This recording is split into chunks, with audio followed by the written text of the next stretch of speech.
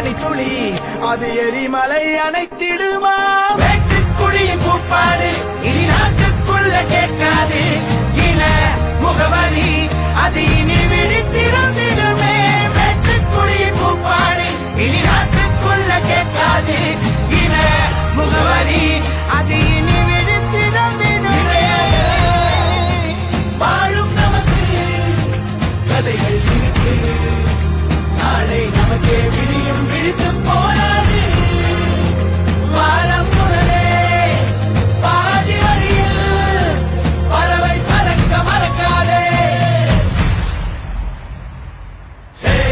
எண்ணத்து நூறு திட்டமிட்டே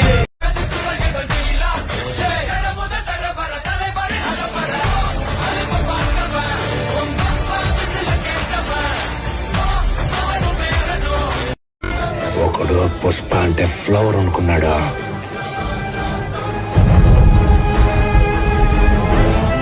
ఫైర్ అని చూపించిన సర్లే ఇప్పుడంతా అయిపోయింది కదా.